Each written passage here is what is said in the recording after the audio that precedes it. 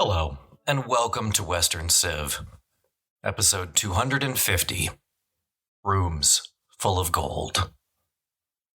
Last time, Atahualpa made the colossal strategic error of underestimating Pizarro and his native Spaniards. With only 168 men, Pizarro managed to take the Incan emperor captive. The Inca Empire was an absolute monarchy, as absolute as it comes, quite frankly. With Atahualpa gone, there was simply no way for the empire to continue to function. And Atahualpa himself was now in an impossible situation. He could not realistically hope to be rescued. His Spanish captors would surely murder him long before any rescue party actually reached him. As Atahualpa saw it, he only had one choice. He had to continue to try and meet his captors' demands, which was not going to be easy. To do this, he would have to sate their lust for silver and gold. What Atahualpa does not yet realize is that the Europeans of the 16th century had a never-ending lust for gold. He would find out too late that giving them enough gold to get Pizarro and his compatriots to go away was simply something he could never hope to do.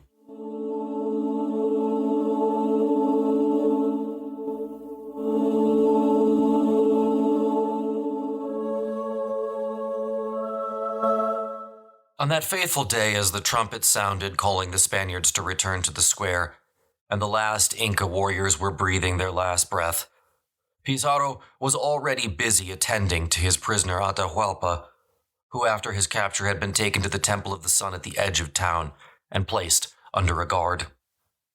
Because the emperor's clothes had been ripped during his capture, Pizarro ordered that new ones be brought and waited while the emperor changed into them.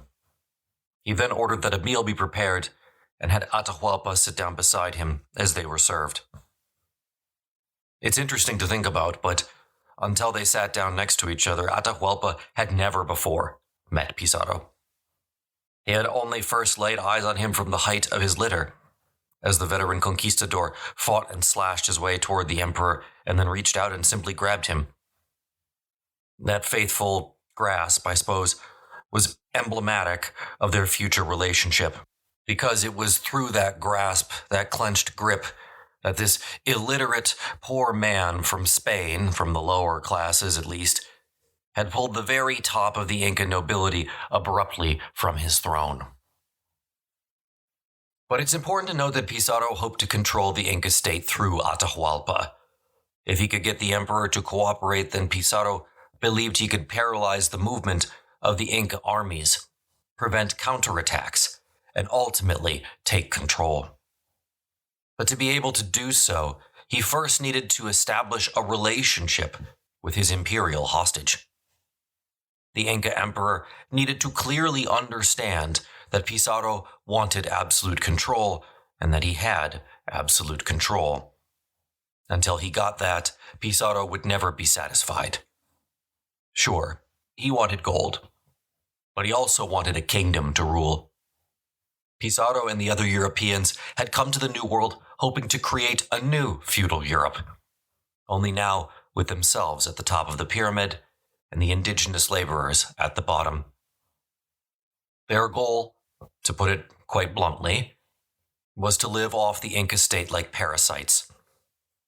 In Peru, as in elsewhere in the New World, the Spaniards were not looking for land that they could farm. This is a very different system from the one that we're going to see take hold in North America. They wanted land someone else could work immediately. They did not ever want to work again. Stripped down to its barest bones, the conquest of Peru was Pizarro and his 168 men's retirement plan. Pizarro sought to introduce Atahualpa to what he and his companions had in mind, saying, quote, "Don't take it as an insult that you have been defeated and taken prisoner. For with Christians that I have brought with me, though so few in number, I have conquered greater lands than yours. That's not true. And I also have defeated more powerful lords than you. Also not true. Placing them under the dominion of the emperor whose vassal I am. That is true. And who is the king of Spain and the universal world, and under whose command we have come to conquer this land. That last part's debatable. End quote. Now, Pizarro's message was clear. The disaster that had befallen Atahualpa was as inevitable as were the movements of the stars and the sun. Any future resistance would be futile. He continued, quote, "You should consider it to be your good fortune that you've not been defeated by a cruel people such as yourselves. We treat our prisoners and conquered enemies with mercy, and only make war on those who make war on us. I don't recall the Inca Empire declaring war on Spain, but we'll let that one go. And being able to destroy them, we refrain from doing so, but rather pardon them," end quote. And as Atahualpa continued to listen in silence, of course, all this is being interpreted, Pizarro began the driving main point. Quote, "When I had a chief, the lord of an island, my prisoner, I set him free, so that from then on he might be loyal. And I did the same with the chiefs who were the lords of Tumbez, Culimasa, and others who, being in my power and deserving death, I pardoned." Pizarro then paused for a moment, letting the interpreter catch up. "If you were seized and your people attacked and killed, it was because you came with so great an army against us, despite having me begged you to come peacefully, and because you threw the book on the ground in which were written the words of God. For this reason, our Lord allowed that your arrogance should be destroyed, and that no Indian should be able to offend a Christian." End quote. Now, no one has ever claimed that Atahualpa was a stupid man. He had, after all, just been the winner of a critical civil war. And he understood exactly what Pizarro was getting at. Eyewitnesses record the following, quote, "Atahualpa responded that he had been deceived by his captains, that they had told him not to take the Spaniards seriously, that he personally had desired to come in peace, but that they had prevented him, and all that those who advised him were now dead." The Inca emperor, who only a few hours before had been the absolute ruler of the greatest empire the Americas had ever known, now asked Pizarro for permission to confer with some of his men. Another eyewitness records, quote, "The governor immediately ordered them to bring 2 important Indians who had been taken in the battle.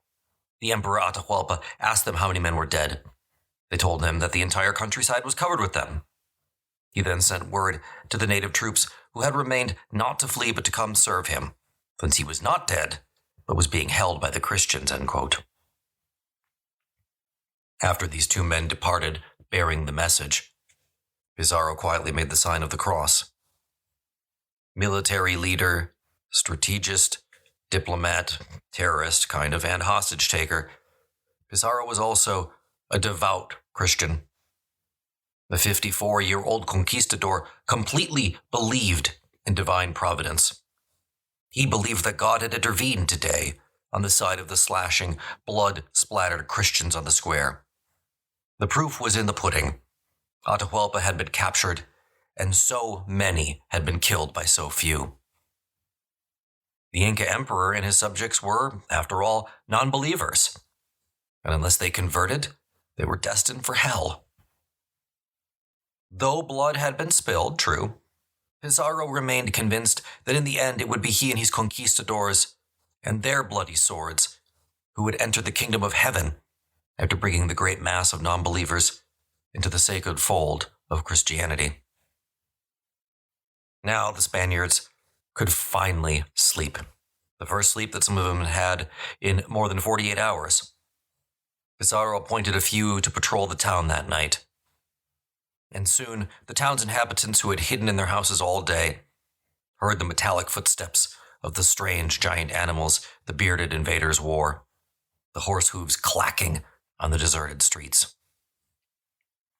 Inside the Temple of the Sun, Pizarro ordered that a bed be prepared for Atahualpa in the same room where he would sleep. Amazingly, For the moment, two leaders from very different worlds lay down in beds next to each other, Inca style. Each had no doubt about different thoughts as they drifted off to sleep. Here, within a stone chamber that Inca masons had assembled long before any Inca had ever heard of a Spaniard, two men drifted off to sleep, upon whom the fate of the entire empire now rested: the conquistador and the native king. The next morning, Pizarro sent De Soto with 30 men to investigate Atahualpa's old camp, the same camp wherein De Soto met the emperor 2 days prior. The first thing Soto noticed was that seemingly nothing had changed. The tents were still spread out across the hillside. It didn't seem that the Europeans had even made a dent in the numbers arrayed against them. The mood was tense, but none of the warriors De Soto saw made any move against them. For the moment, they were all obeying their commanders, who were, in turn, following the orders of their captive emperor. The system was, in fact, paralyzed, just as Pizarro had hoped. De Soto looked around, shrugged, and proceeded to plunder the royal tent. No one stopped him. Before the sun had risen fully in the sky, De Soto and his men, quote, returned to the camp with a large quantity of native men, women, sheep, which are llamas, gold, silver, and cloth. Among these spoils were 80,000 pesos of gold, 7,000 marks of silver, and 14 emeralds. The gold and silver were in monstrous pieces, large and small dishes, pitchers, jugs, basins, and large drinking vessels and various other pieces. Atahualpa said that all this came from his table service, and that his Indians who had fled had taken a great quantity more. End quote. Pizarro met with his captain and realized, for the time being at least, they were safe. So he assembled all the remaining natives who had been captured on the square, picked the ones he wanted as servants, and told the balance to go home. Then he ordered Atahualpa to disband his army. Up to this point, the behavior of Pizarro and his entourage had followed the standard conquistador procedure, conquistadoring 101, conquistadoring for dummies. First, evidence of a native empire had to be discovered, one civilized enough to include a mass of native peasants who were paying taxes. It really wasn't of any use, Europeans had discovered, to find quote-unquote wild Indians who didn't farm or didn't have any experience with civilization. The Spaniards, after all, had come to create a feudal society over which to rule, and a feudal society, by definition, requires a tax-paying peasantry. Second, a few legalities had to be taken care of, which really just required obtaining a royal license from Spain. Third came the legal pretext for conquest, which, in the case of Atahualpa and the Inca, consisted of reading them the requerimiento, and thus legal rights. Conveying to him in probably a terrible translation, the requerimiento informed Atahualpa that he had the right to accept the new power structure, and that if he or anyone else resisted, they would be put to death. According to the logic of 16th century Spanish jurisprudence, by refusing to submit to the Spaniards, and then by throwing to the ground a little black object with fine squiggly marks on it that he had no way of understanding, Atahualpa had immediately forfeited his rights to the Inca Empire. The fourth step was, of course, the conquest itself. It was almost always a sort of shock and awe campaign. Savage attacks were purposely unleashed in order to crush native resistance and to simply terrorize the local inhabitants into obeying their new masters. One of the final Spanish go-to plans for New World conquest was to capture the indigenous leader. In most cases, they could then leverage the bonds of loyalty the subjects had for said leader. Thus, in terms of standard operating procedures, the conquest of Peru was proceeding exceedingly well. The final steps in the process included consolidating power, completing the plundering process, and finally, diverting the vast stream of tax revenue away from the Inca and into the arms of Peru's new European leaders. Remember, Cortez got this far as well without a hitch. But this is where he ran into problems. Pizarro is going to hit similar problems at almost the same time. But for the moment, things continued going according to plan. Not long after Pizarro had ordered Atahualpa to disband his army, the vast Inca camp began to disperse. Remember, there was no such thing as a standing Incan army. 99% of these soldiers were peasant conscripts. So most of them probably just watched all this, shrugged, and turned to go home. Evidently, their services were no longer required. I guess we would not be marching through Cusco after all. Oh well. But when they got home, the story they told their friends and family must have been beyond shocking. Atahualpa taken prisoner?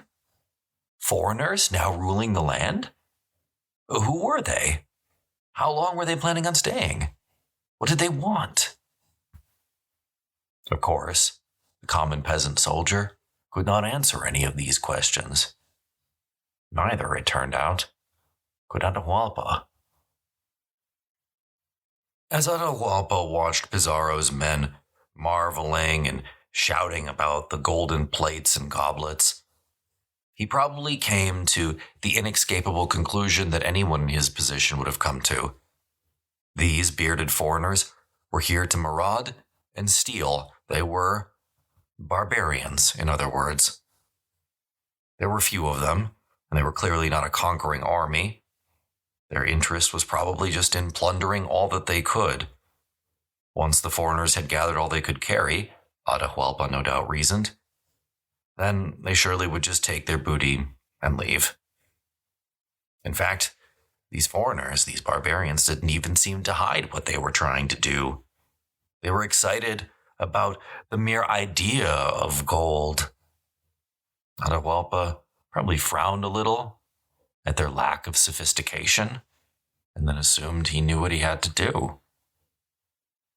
In fact, the Spaniards' behavior probably reminded Atahualpa of the behavior of the barbarians the Incas had conquered in the eastern quarter of the empire, those who inhabited the dark, dense, claustrophobic jungle, and seemed to have a fascination for almost any sort of manufactured good the Incas could show them. So the biggest question in Atahualpa's mind was almost certainly, how could he hasten these savages' departure? And how could he, in the meantime, stay alive and regain his own freedom? Having spent the last 5 years ruling as the de facto empire of the northern half of the Inca Empire, making decisions on a daily basis, and deciding which problems had to be addressed and how they might be overcome, Atahualpa, not surprisingly, quickly and decisively, came up with a solution to the predicament. Motioning to one of the interpreters and to Pizarro, the emperor walked into one of the rooms of the Temple of the Sun. He took a piece of chalk from the ground, and he drew a white line on the wall, reaching up well over his head to do so. Turning to Pizarro, Atahualpa told the old conquistador, a quarter of a century older than himself, that he knew why the Spaniards had come, and that he, Atahualpa, would present them with all the gold and silver objects they wished, if Pizarro would spare his life. According to one eyewitness, quote, "The governor," that's Pizarro, "asked him how much he would give him and in what span of time. Atahualpa said he would give him a room full of gold that measured 22 feet long by 17 feet wide, filled to a white line, the one that he had just drawn, halfway up its height, which, from what he said, would be over 8 feet high.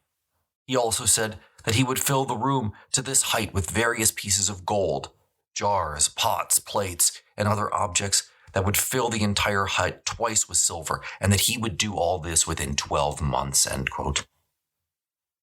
Most of the gold and silver objects were in Cusco, Atahualpa explained, and it would take him about a year to collect them.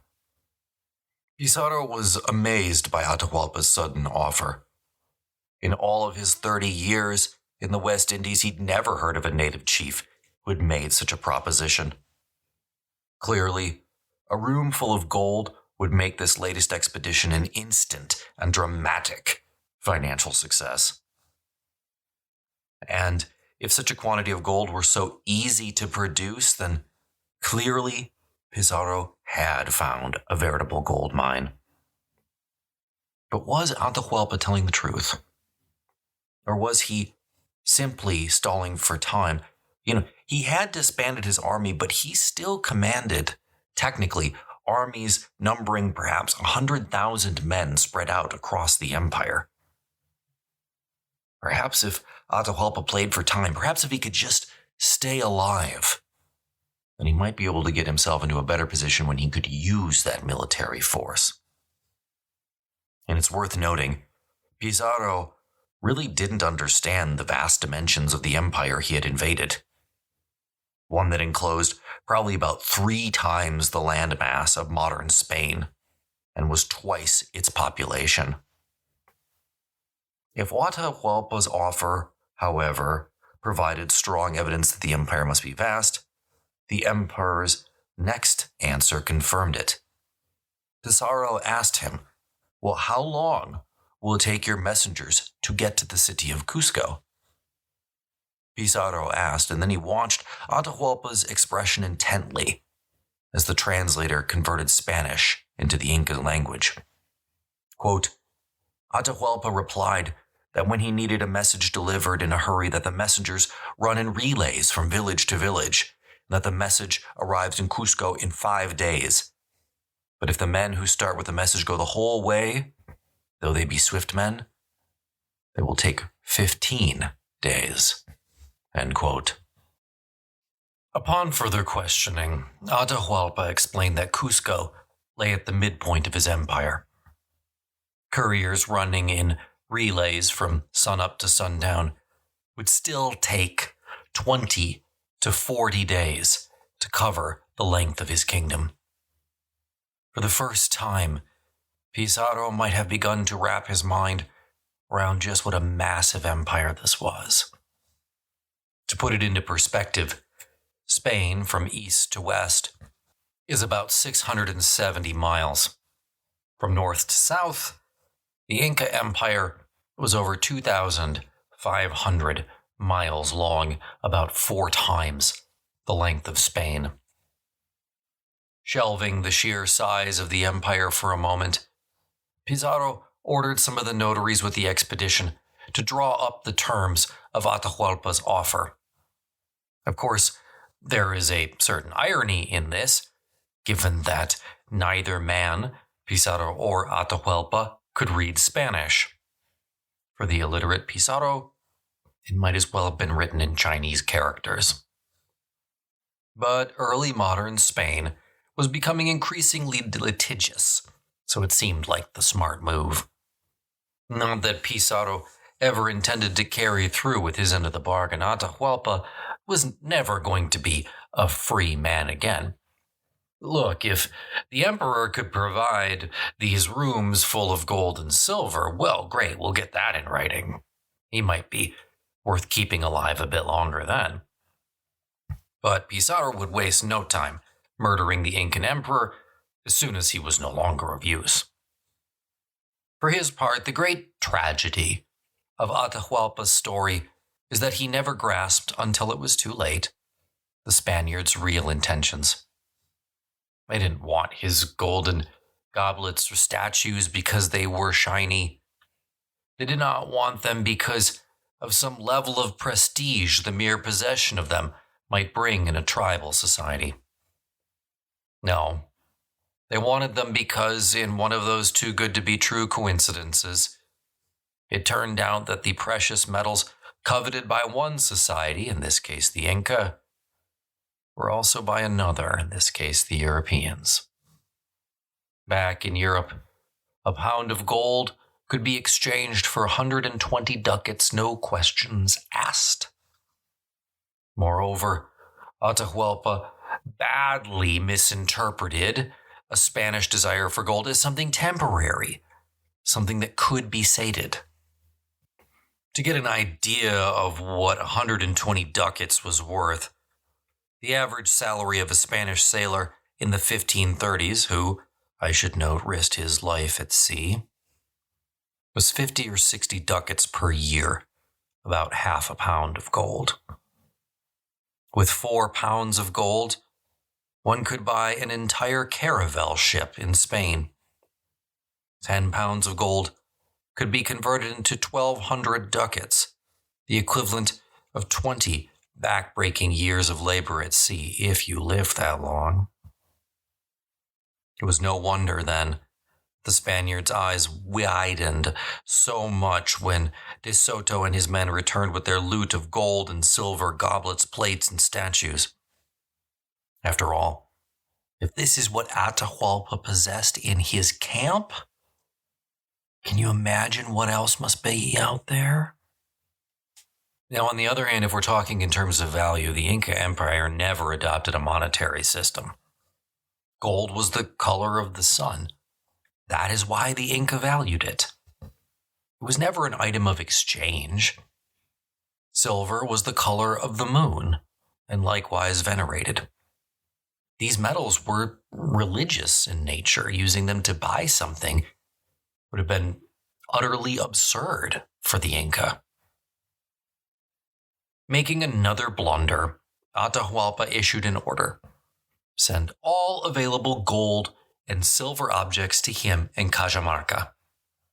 Chasqui runners, the messengers of the Inca court, dutifully took the royal decree as fast as they could through the empire.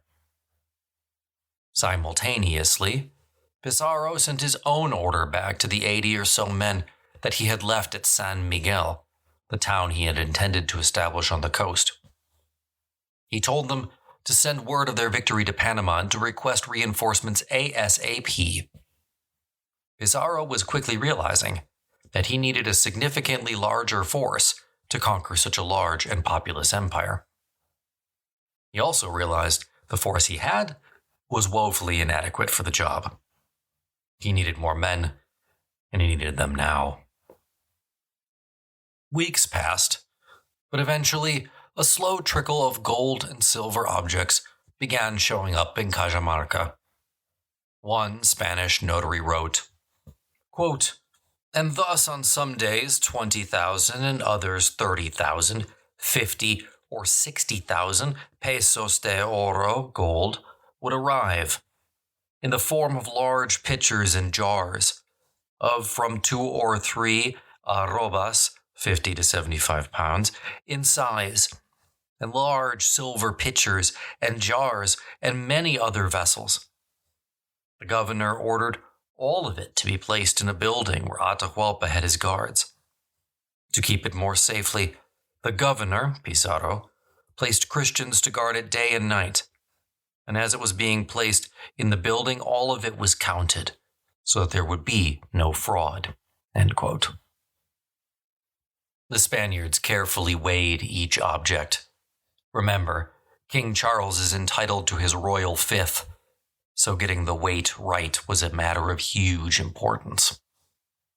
Each object was weighed and had that weight converted into pesos, one of Spain's standard units of measurement. 1 peso weighed 1/5 of an ounce of gold. So if we return to the notary's letter for a moment, 30 to 60,000 pesos of gold per day meant that 300 to 600,000 pounds of gold were pouring into Cajamarca every single day. Pizarro did not have to be literate to know that he and his comrades were about to be very rich men indeed.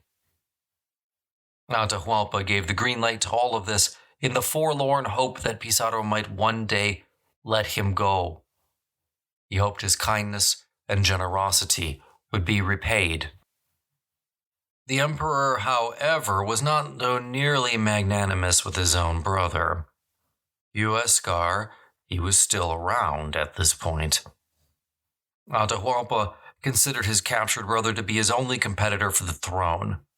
Thus, even though Huáscar was now his prisoner, as long as he was alive, Huáscar remained a threat. The The Spaniards, Atahualpa no doubt believed, were going to leave and hopefully would do so very soon. When they did, Atahualpa wanted to make sure that his position as emperor remained unchallenged. Shortly after Atahualpa's capture by the Spaniards, messengers had informed him that his brother was only a few days' march away, having been brought there as a prisoner under an armed escort. By this time, almost all of Huascar's family line had been thoroughly exterminated. Having been witness to the brutal murders of his wife, children, and all his relatives, Huascar must have realized that he was now being led to what could only be a grisly execution. According to one account, quote, Huascar, after being taken prisoner, was abominably treated. Rotten maize, bitter herbs, and llama dung were given to him to eat. His cap was filled with llama's piss, and his natural desire was mocked by putting him to bed with a long stone dressed up as a woman, end quote.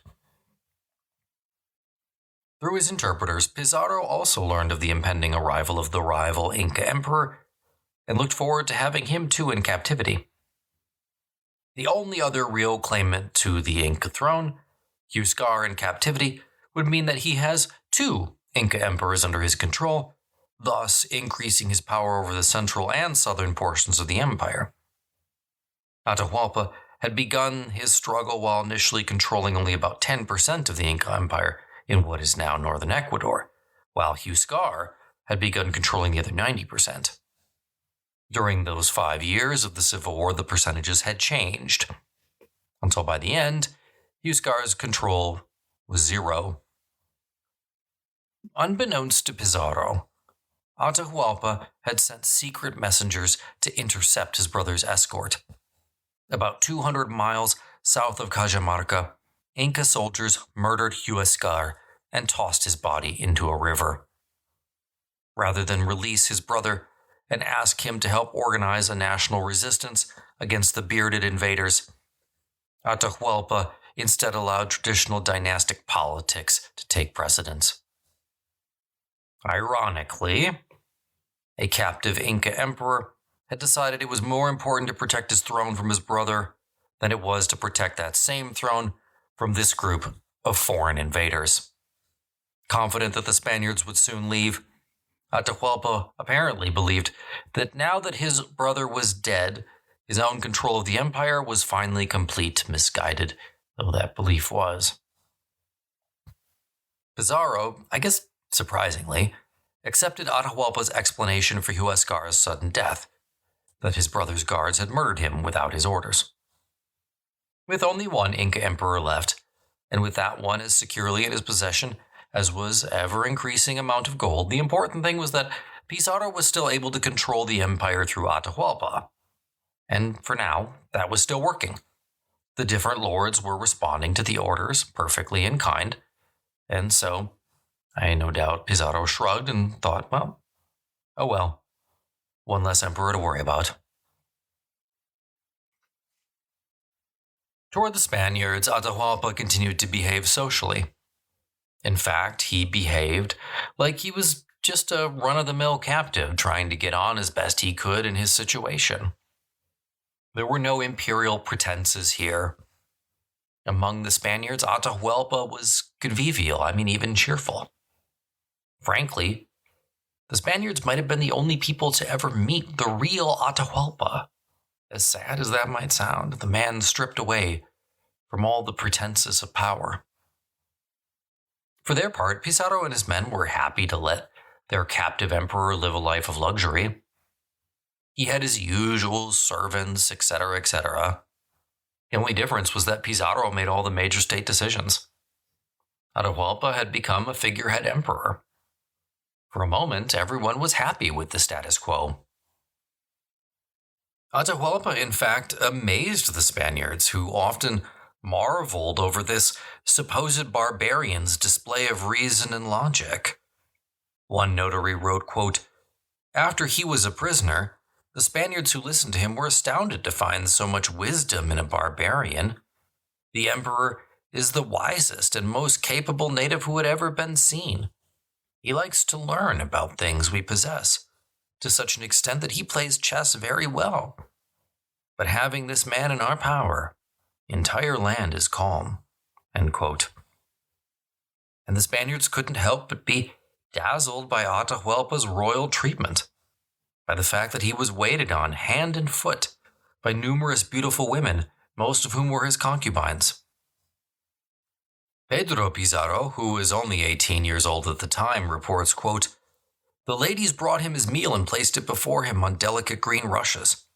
They placed all the dishes of gold, silver, and earthenware, and he, Atahualpa, pointed at whatever appealed to him. It was brought over, one of the ladies taking it and holding it in her hand while he ate. One day, while I was present and he was eating in this manner, a slice of food was being lifted to his mouth when a drop fell onto the clothing he was wearing. Giving his hand to the Indian lady, he rose and went into his chamber to change his clothes, then returned wearing a tunic and a dark brown cloak. I approached him and felt the cloak, which was softer than silk, and said to him, 'Inca, what is this robe made of that it is so soft?' He replied that it was from the skins of vampire bats that fly by night in Puerto Viejo and Tumbes, and that these bite the natives." End quote. The bats were actually something of, I guess, fascination to Pedro, because he continued to pepper the emperor about questioning them over and over again. The next day, Pizarro's young cousin accompanied him to a royal storehouse filled with trunks made of dark leather. Quote, "I, Pedro Pizarro, asked him what the trunks contained, and he showed me in some of them which they kept everything that Atahualpa had touched with his hands and that the clothes he had even thrown away. Some contained the rushes that they had placed before his feet when he ate. In others were the bones of the meat or the birds he had eaten. In others, the cores of the ears of corn he had been holding in his hands. In short, within those trunks was everything that he had ever touched. I asked him why they kept all this there. They told me that it was in order to burn it, because every year what had been touched by the Inca emperor, who was the son of the sun, had to be burned, reduced to ashes, and thrown into the air, and that no one was ever allowed to touch it." End quote. November turned to December and the end of 1532. A year to forget if you were Atahualpa drew near. Yet the gold and silver objects, though piling up, had not reached the line the Incan emperor had drawn on the wall. Atahualpa, impatient for his release, suggested to Pizarro that he send some of his troops to Cusco in order to supervise the collecting of the ransom. Pizarro, though, knowing that Atahualpa had 2 armies in the south and another in the north, was reluctant to divide up his forces for fear of an attack. Pizarro agreed to send the 3 men, but also reminded Atahualpa about the nature of their relationship. If anything should happen to the 3 Spaniards, he warned the emperor, then he would have to have him killed. Atahualpa reassured Pizarro, offering to provide an Inca noble, a number of native soldiers, and also porters who could carry the 3 Spaniards on royal litters. Pizarro then met with the men, ordering them to take possession of the city of Cusco in the name of the king, and to do so in the presence of the notary, who was to draw up a legal document to that effect. He then gave the 3 orders to carefully behave themselves, to do nothing other than what the Inca nobles accompanying them did not wish, so that they would not be killed. Their mission was to reconnoiter the conditions in the terrain to the south, to help with the collection of the treasure in Cusco, and to bring back a full and detailed report of everything that they saw, nothing less, nothing more. What these men saw, I'm sure, amazed them. These were the first Europeans to witness an untouched Andean world, one with a thriving civilization in all its color and scarcely understood complexity. Everything would have been new to them. New plants, new animals, peoples, villages, mountains, languages, so on and so forth. According to one notary, quote, "All the steep mountains have stairways of stone. One of the greatest works of the conquistadors witnessed in this land were the roads. Most of the people on these mountain slopes live on hills and in high mountains. Their houses are of stone and earth, and there are many houses in each village.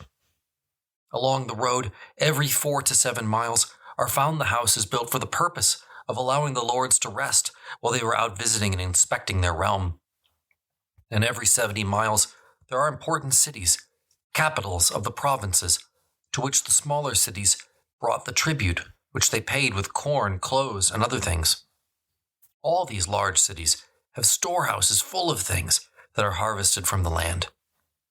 Because it is very cold, little corn is harvested, except in specially designated places.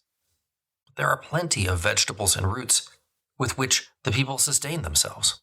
There are also wild turnips, potatoes actually. There are many herds of sheep, llamas, and alpacas. There's a certain part of each province set aside for these herds to winter in. The people, as I've said, are very polite and intelligent and always go about dressed with footwear. They eat cooked and raw corn and drink a lot of chica, which is a beverage made from corn that is very much like beer. The people are very friendly and very obedient, yet warlike. They have many weapons of diverse sorts, as has been told, end quote. Like Cortez's men, who saw the first glimpse of Tenochtitlan, these 3 travelers who finally arrived in Cusco would have been stunned by what they beheld. Cusco was nestled on a hillside that opened into a broad valley at approximately 11,300 feet above sea level. The Inca's mountain capital appeared like some sort of medieval town in the Swiss Alps.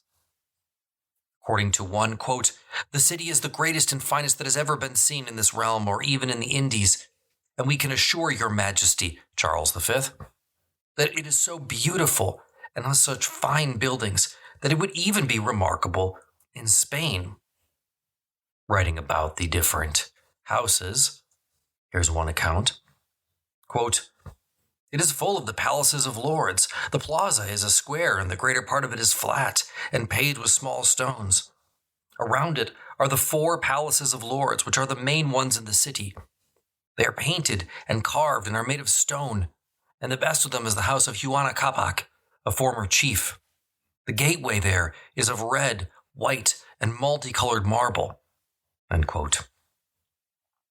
On the heights above the city, the Spaniards saw a fortress with 3 towers which resembled a European castle. The visitors used sign language to point and kind of ask what it was. Eventually, they found out that it meant a fortress of the satisfied falcon. According to one description, quote, "Upon the hill, which is rounded and very steep, there is a beautiful fortress of earth and stone. Its large windows, which look over the city, make it even more beautiful. And many Spaniards who have been in Lombardy and other kingdoms say they've never seen another building like this fortress, nor more powerful castle," end quote. One side of this fortress was protected by a huge stone wall, composed of rocks of gargantuan size, 30 tons more or less. Somehow the Inca, again without beasts of burden, cut and moved them into place. Elsewhere in the city, as the Spaniards wandered about, they stared at the curious inhabitants, whose cotton and alpaca wool tunics and headbands, as well as hairstyles, indicated their rank and what part of the empire they came from. Everywhere they looked, the Spaniards saw finely constructed stone walls lining the streets, walls that exhibited the most remarkable craftsmanship that the Spanish had ever seen. Examining the stones of one bridge, Pedro Pizarro later recounted, quote, "They are so close together and so well fitted that the point of a pin could not have been inserted in any of the joints," end quote. Some of the Spaniards actually said not even the Romans would have been able to make roads and bridges this strong, this perfect. Cusco was the royal hub of the Incan Empire. It was a city designed to portray state power in the most ostentatious way possible. The 3 men instructed to take possession of Cusco, and in the name of King Charles did so with the usual flourish, drafting an extensive legal document explaining to everyone present what was going on. Unfortunately, No one but the notary who drafted the document could read it. What really caught the trio's attention, however, from the moment that they looked down on the capital after crossing the final crest of the hills, was that certain buildings seemed to burn as brightly as the sun, as if the buildings themselves had been dipped into a golden fire. After some investigation, they discovered that, sure enough, quote, these buildings were sheathed on the side where the sun rises with large plates of gold. They said there was so much gold in all the buildings of the city that it was a marvelous thing, that they would have brought much more of it if it had not detained them longer, because they were alone and 250 leagues from other Christians, end quote. One of Atahualpa's captains and commanders, General Quisquis, presently occupied the capital with 30,000 troops. Now, it's worth noting at this point that these troops are not native to Cusco. These troops are actually from the north and region that is today Ecuador. General Quisquis was more or less an occupying army, and so the locals of Cusco didn't necessarily look well on him. He was a victorious Incan general in a civil war, but he gave the Spaniards a decidedly cool reception. Could you blame him?